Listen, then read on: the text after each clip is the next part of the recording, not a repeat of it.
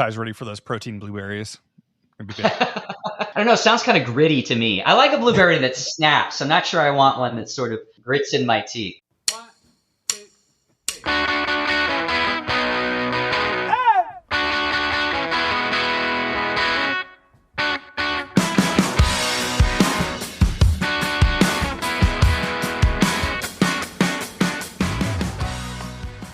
Guys, coming up, we are chatting with Ian Miller, the COO of Pairwise, all about their gene editing platform using CRISPR.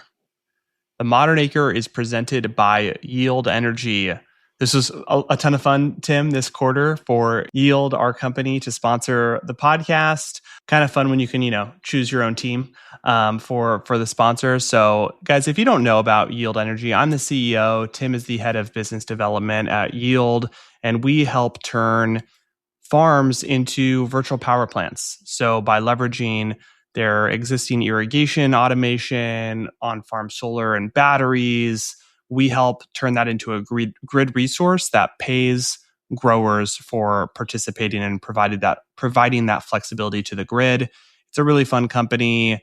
We're growing, we're expanding outside of California. So if you want to learn more, if you want to reach out about how you can partner, how you can get in touch if you're a grower, check out our website, yieldenergy.com. And if you are a grower, check out yieldenergy.com/growers. And of course, you'll be still hearing about Yield Energy on this podcast, but it was fun to have them sponsor the show this quarter. All right, Ty, we are just about in April. We finally turned the corner. Planting season is upon us. Excited to get back into planting. We're going to be planting corn this week and watermelons later in the week. So it's good to be back. You just have that early farm season glow on you, Tim. Yeah, I think I've washed off Grinch mode from the tail end of last season when I was all negative. Let's run it back, Ty. Let's have a good year. Exactly. You were hard in Grinch mode. And now we are firmly back in farmer mode. And for those that forget or not aware, Tim and I have a sub-brand under the Modern Acre called Farmer Mode. If you want a fresh hat for the farm season, you got to get a Farmer Mode hat. Check out farmermode.com. Cop yourself a hat. We've got a few left. So what are you doing without a Farmer Mode hat? Get to it. Seriously. Well, Ty, we're gearing up for a good season. Similar mix. It's obviously what we talked about, a kind of a challenging farm economy year 3 in a row. So just trying to navigate that and kind of toggling crops up and down, but really just trying to be capitally efficient, be a lean operation. It's kind of the nice to haves versus need to haves this year of it's got to be a need to have to get in the budget for this year. But I think we got a good plan on paper. Now we just got to hopefully have markets cooperate, and obviously a lot of uncertainty with what inputs are doing and fuel. So like every year in farming, a lot of uncertainty, but having a positive mindset heading into it.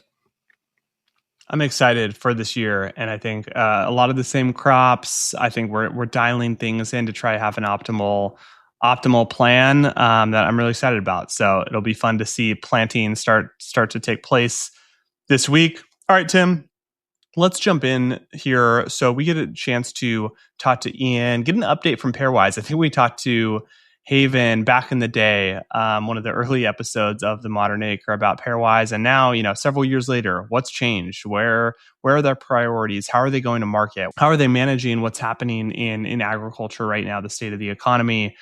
We get into all this and the business model, the technology with Ian. You guys are going to enjoy just getting an update from what they're doing, how they're thinking about things, and thinking about partnerships as well. So let's jump in with what's top of mind for Ian.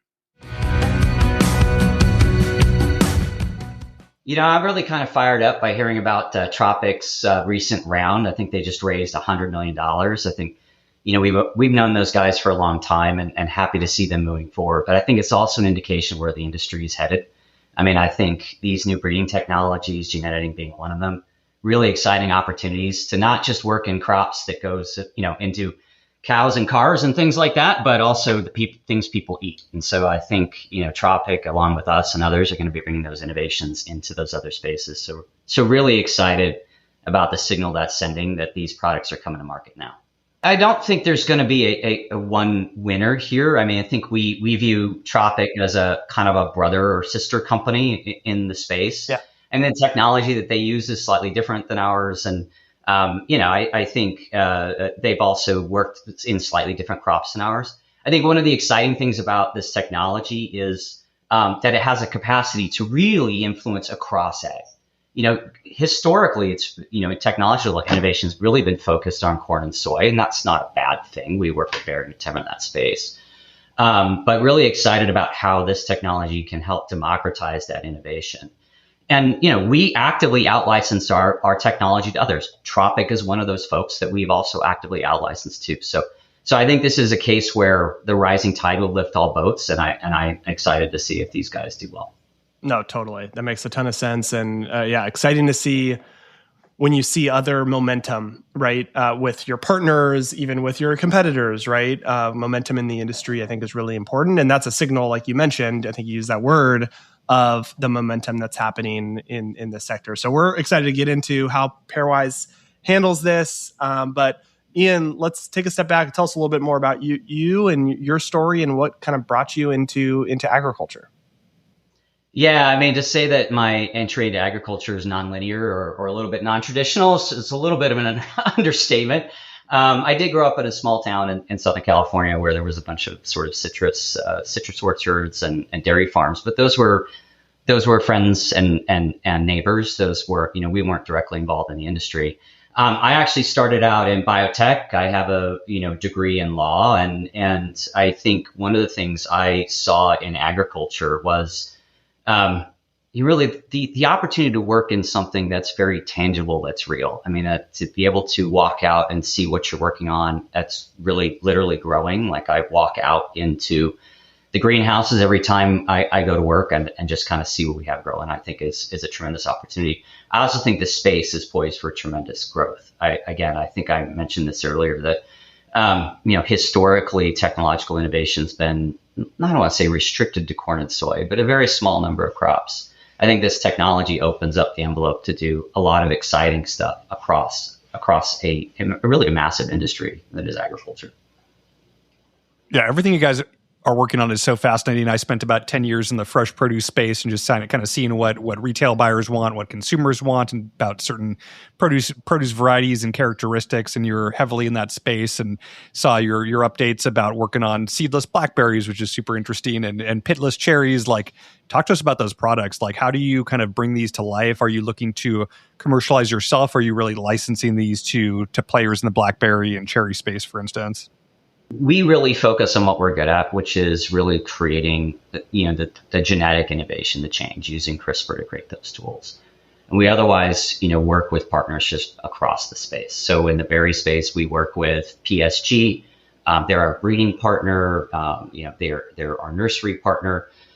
There are folks who have, spent their careers and sometimes multi-generations of their families building these competencies. I mean, right? So I think it's far better for us to work with folks than try to sort of reinvent the wheel. And you can see this rhyme repeated with where we're heading with the pitless cherries. That's in collaboration with Sunworld, right? Who has been one of these sort of preeminent grape breeders and licensors in the space.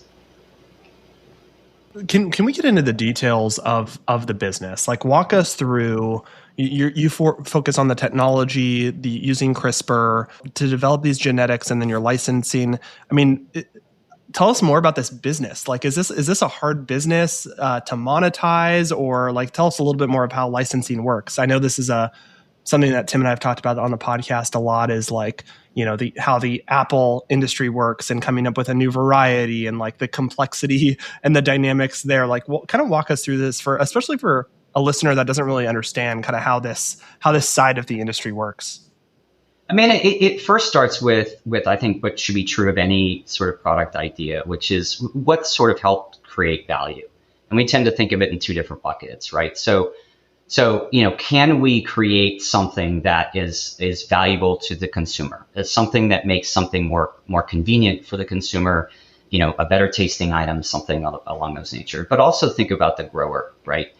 We like to say that we actually help to make plants easier to grow and to eat. And I think that's kind of the way we think about those two spheres of innovation. Can we also help the agronomics of the product? Can we increase the amount of yield on a piece of land, et cetera?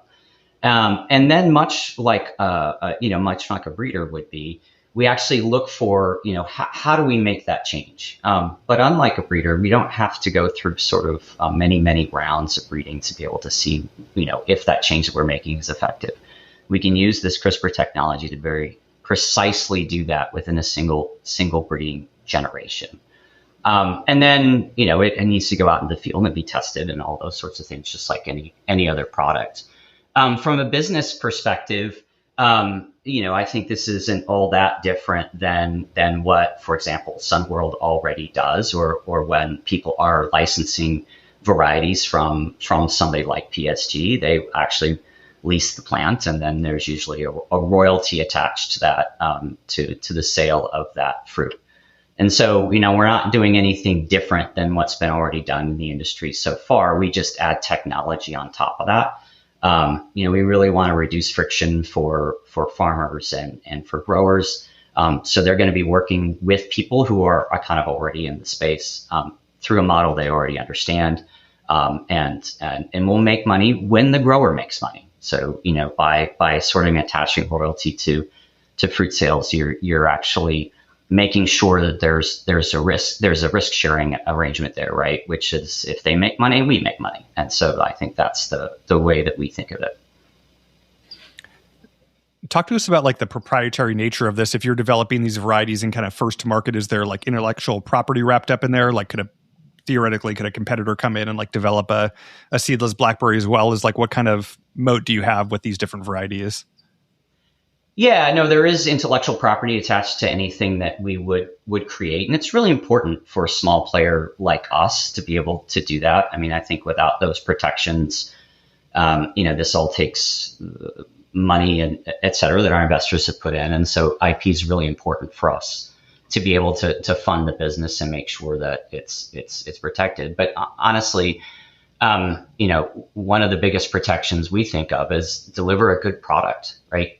Get it into the ground. And if growers like it and grow it, then, I think it will carry the day. So yeah, intellectual property is important. It's important for us to be able to protect the varieties we put in the field, just like any other proprietary variety out there today. But the ultimate protection, I think, is, have we created something that people care about, that's valuable, that works for growers and it works for consumers? Ian, if we could zoom out a little bit, the past 5 years have been challenging, I think, in ag tech, farming in general. How have you guys navigated the past few years in terms of, focusing on profitability, fundraising, go to market? Like, what's changed the most over the past few years? How are you navigating it? Well, yeah, it has been a challenging funding environment. I think what we've tried to focus on is making sure we're focused on delivering value rather than technology, right? So the question is, and maybe we can take the seedless the blackberry as an example of this, getting laser focused on really what creates value for the grower and the consumer. So that our first blackberry product is actually compact. So we can put 2 to 3 times the amount of blackberry plants on an acre of land. So we're seeing, yield bumps on that acre of 50% plus. So, I think being able to demonstrate the actual value of the product is incredibly important. And being laser focused on providing that value is the way we've tried to stay, make sure that we're stretching our dollars as much as possible. And similarly, the seedlessness, I think, is a large value unlock for us. The opportunity to really increase the convenience of that product. You look at what Halos and Cuties did with easy peel seedless mandarins, right, in the space. So yes, it's been a challenging funding environment, but being very laser focused on making sure we're getting to the product.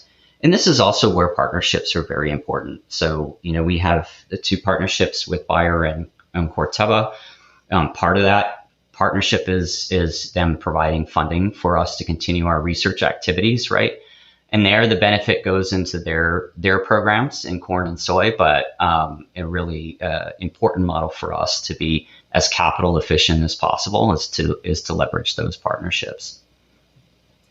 Something you said was super interesting about increasing this plant population on blackberries. Like, how do you do that? Are you only have so much surface area. Like if you have a traditional blackberry planting, like how do you get double the amount of plants in there? Are they different size, or how is that executed in the field? Well, if you think about the rhyme to corn, so what drove yield increases in corn over the past 100 years? It, generally speaking, was that putting more corn closer and closer together, right? So it was an increase in density that really drove that. So, plant architecture, flowering, those are things that we can all use. We can use CRISPR to alter. And so what we're able to do is take, if you've seen caneberries, they can get really rangy, they take some pruning. There's a lot of vegetative growth. We basically bushified it. We made something that's much smaller. So instead of being 6 feet tall, you can, they're at hip level. And so you've got a compact plant that you can actually increase the density of planting. So you're going to end up with less yield per plant because it's a smaller plant, but you can put far more on an acre of land. And again, the rhyme here is not all that different than what's been done in corn. I think what's interesting is once we've unlocked that, so that, early flowering, density, these plant architecture things, we pay an uncertainty tax, so to speak, in unlocking those traits to start. But those are things that you could think about laddering across agriculture. So think of, instead of a cherry tree that takes 3 to 5 years to produce fruit, maybe it's producing fruit in a year or two. It's also compact, right? More bushy. You can put more on an acre of land. So, these are sort of rhymes that have appeared elsewhere in agriculture. They just haven't been applied in permanent crops. So I think there's a real opportunity in this space to actually take these sort of advancements and continue to deploy them, right, across a wide variety of crops, where honestly there hasn't been a ton of technical innovation in a lot of them. Talk to us about kind of where you're at right now and where you're going. Obviously, it seems like you've planted your flag in kind of some of these permanent categories. Like, walk us through where you're going over the next year or so. Really exciting time for us. Again, we have our compact blackberry in pre-commercial field trials. Actually have sold some clamshells of those blackberries in the local Columbia market. So very exciting. So that product will soon be coming, I think, to North American shelves as well. The seedless blackberry, I've tasted them. They're a little bit behind that, probably about a year behind that in trialing, but very excited that. I think our CEO, Tom Adams, had a nice quote. He's like, you don't notice the seeds in blackberries much until you taste one without seeds. So it's a very exciting, different eating experience. So we're excited about that. And then continue, again, I think to push forward the cherry product, which I think is a very exciting addition. Pitless cherries were one of the founding ideas of the company. So very excited to pull that forward. But in the immediate, I think we're getting close to getting these berries on market. We've obviously seen a big boom in AI over the past couple of years. Like, you guys have been at this for a long time, like using CRISPR. Maybe talk to us about kind of the nuance of using AI for plant breeding versus CRISPR. Are they the same thing? Is there differentiation there? I come out of a little bit of an AI background. I was in an AI company prior to joining Pairwise. So if I sound like the angry old man who says, "Get off my lawn," forgive me. There's a little bit of a history here. So look, AI is really valuable. It's going to be very valuable. It's also very frothy right now. And, I always ask, first is the so what? What are you pointing it at? Is what you're pointing it at valuable? And I think that's the first question that we ask ourselves. Is there applicability in breeding? Absolutely, there's applicability in breeding. We use it all the time for things from protein design, so how to make the CRISPR stuff, to where to edit. But I think the most important thing is to just make sure you're pointing it at things that are valuable and needle moving. So let me give you an example. In our current platform, we've cut the cost of getting to an edit in our row crop pipeline by over 3x since we started.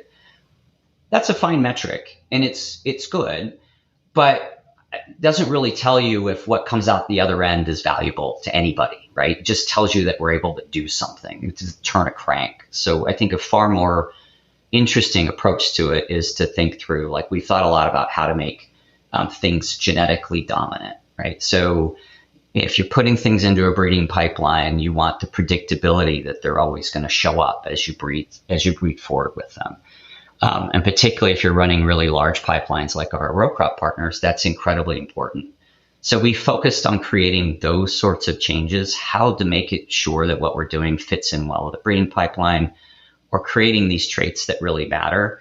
The rest of it is sort of interesting, but it doesn't necessarily tell you if you're making a more valuable product at the end of the day. Ian, talk to us about like this, I guess, distinction between traits that are for the farmer, for growing, improving growing, and traits for the consumer, like, seedless, for example. Mm-hmm. Like, do you play in both of those areas? How do you think about, the go-to-market for these different types of traits that actually have kind of different priorities, I guess, for maybe the farmer or the consumer?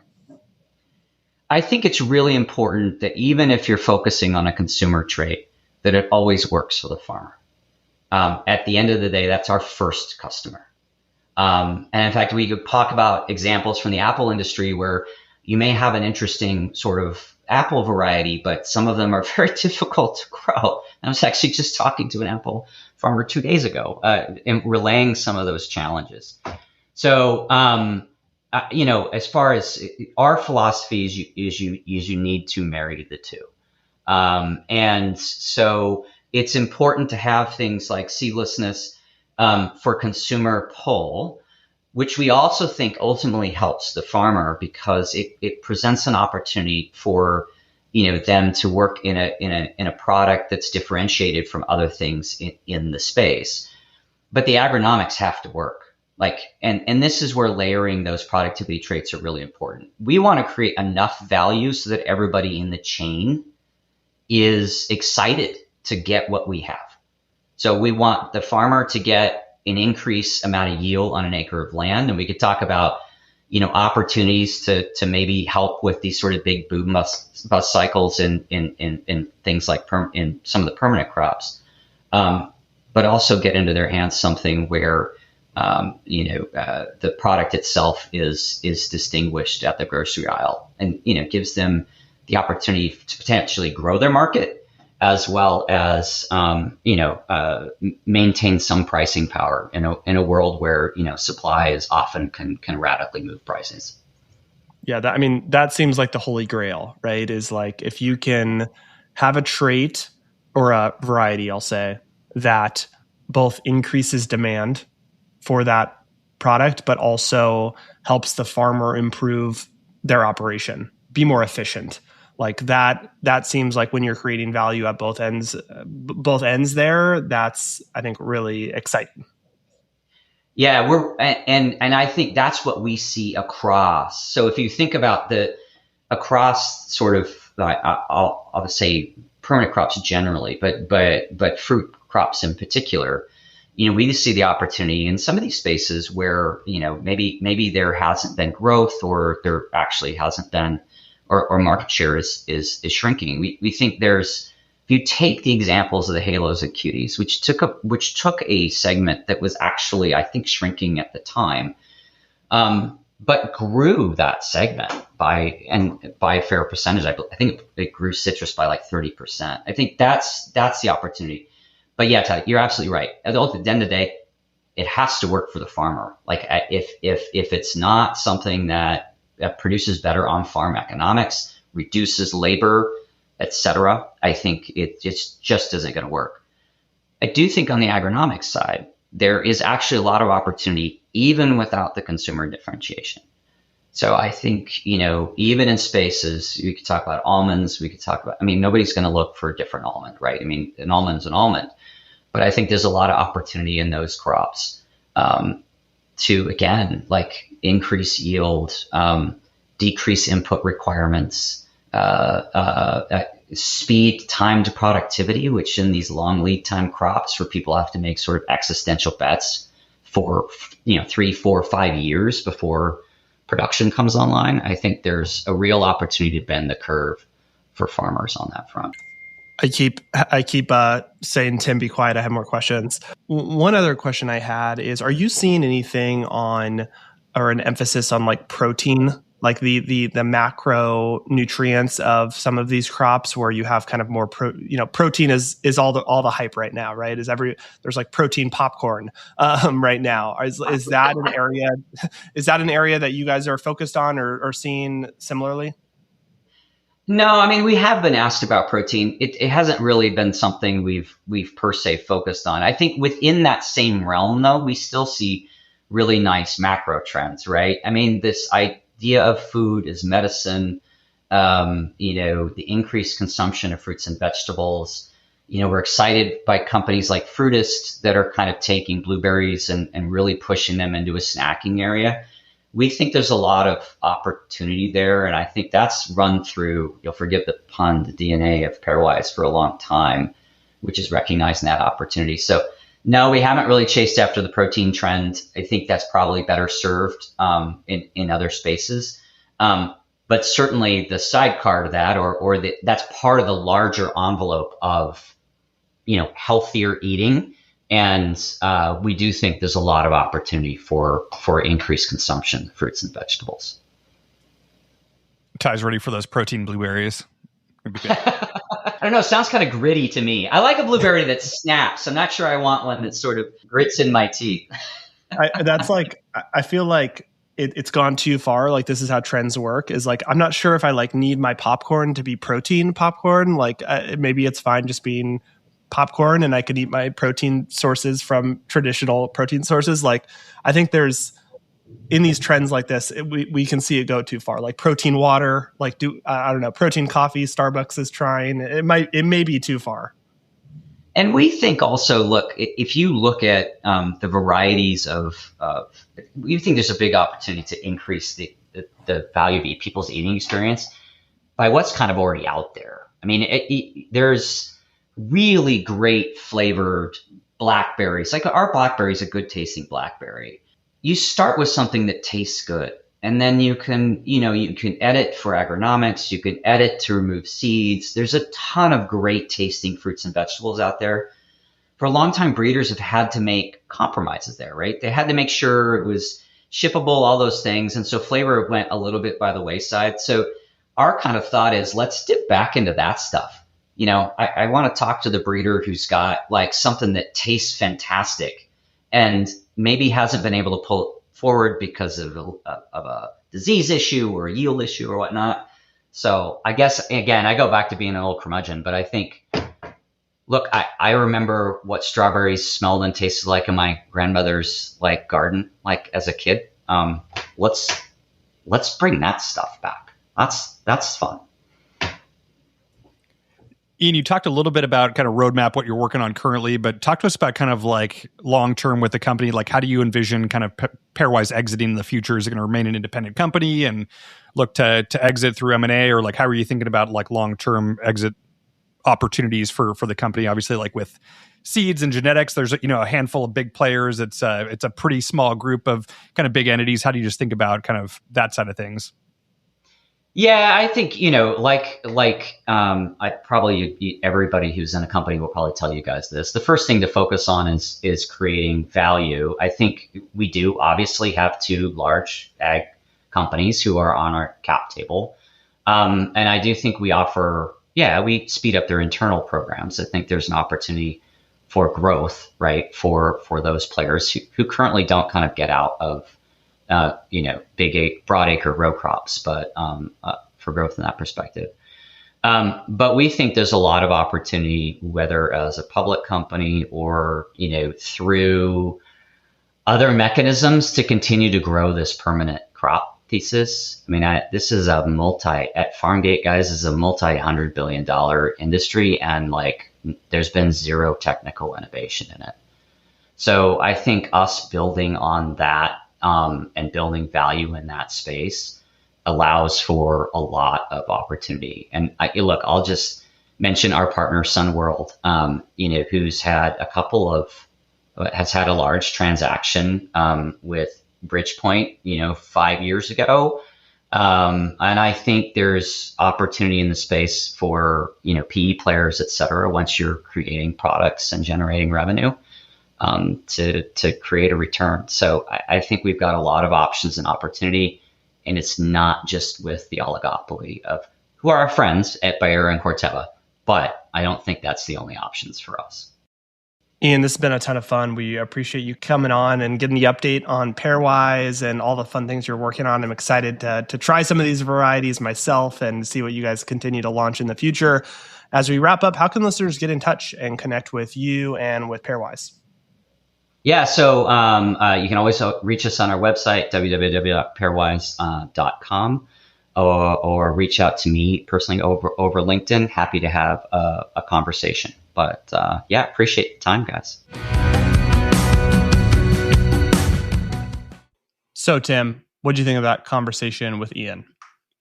Super fun to get an update from Pairwise and just an update on the industry in general. Like we've talked about Ohalo. There's obviously Tropic that we talked about that had a big raise recently. And I think it's what Ian said, like a rising tide lifts all boat, where it's good to see continued investment in this fundraising environment of crop genetics and really the opportunity that this technology unlocks. So it's cool to see a few companies doing well in the space. We've talked about kind of varieties and the differentiation there. So I think it's a really cool category, and awesome to see them started to commercialize some of these varieties.